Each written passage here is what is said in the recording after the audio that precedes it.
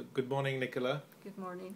So Nicola, you've come from Inverness. Yes. Long way from home. Yes, afraid so. Okay, and you're 39 or 38. Yes. 38. Thank you. So you've suffered from low back pain for 12 years Yes, and neck pain for 6 years. that's right. So tell me a story about the pain and how it started. The pain started in my lower back. A lot of what I would call muscle cramps, swelling. It would start and get quite sore by the end of the week from sitting at work. By the weekend, progressed to simply in bed or out of bed. It was easier to be walking about rather than getting any rest. Getting any sleep at night was getting to the stage of being quite impossible. Okay, and then what treatment did you have for your low back over the last 12 years? They first of all put me from the doctors to a physiotherapist. She treated it as a pelvic inflammation, thinking that the pelvic was out of alignment. And that then progressed by being referred back to the hospital to thinking that it was lower back problem. To which then they just decided that the best thing was physiotherapy, exercises, and the words were learn to live with it.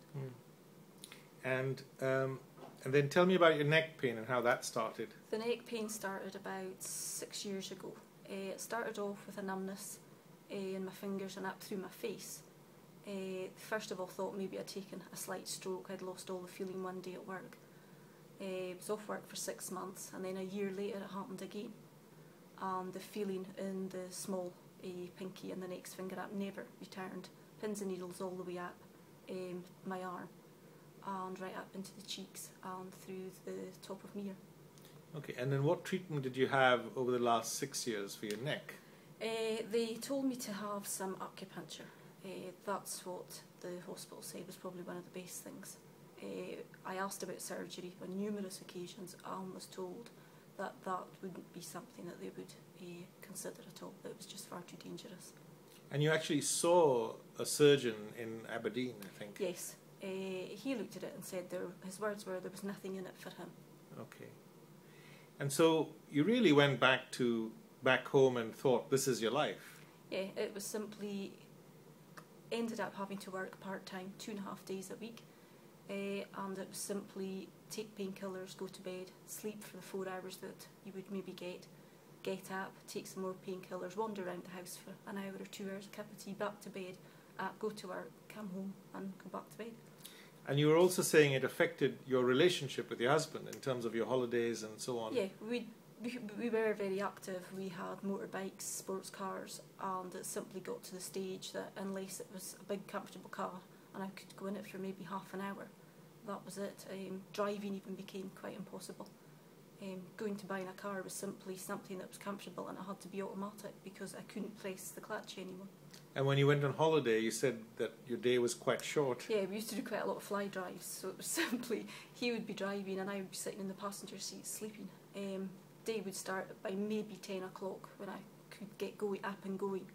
The other problem you have then with going on holiday is you're sleeping in different beds.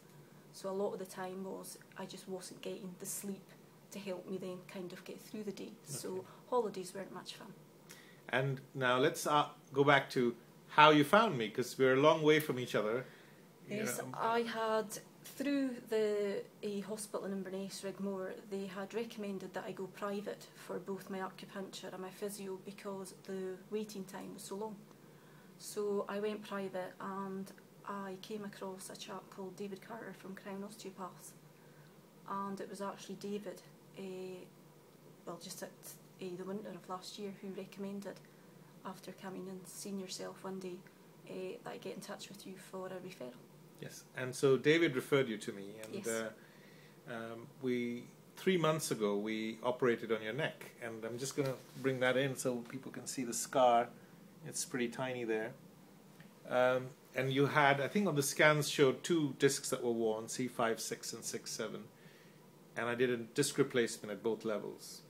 So talk me through the operation and how long you were in hospital and so on. I arrived at 7 o'clock in the morning. I was in theatre by 8 o'clock. I was back out sitting up in bed by about, if I remember rightly, 1 o'clock. I was watching the television by about 5 o'clock Friday evening. Saturday morning I walked down to Exeries, and I was in the car on Sunday morning after I'd showered, washed my hair, dressed. My husband drove the whole way home back up to the north of Scotland, and it was just fantastic. How many hours is the drive? It took us about 7 hours. Gosh, long. 7, 8 hours. We stopped a few times so that I could get out and stretch and that, but it was unbelievable. So today is the 20th of July. We're in York, and it's 3 months from your operation. Yes. So tell us how you're doing. Really well. Just no problems.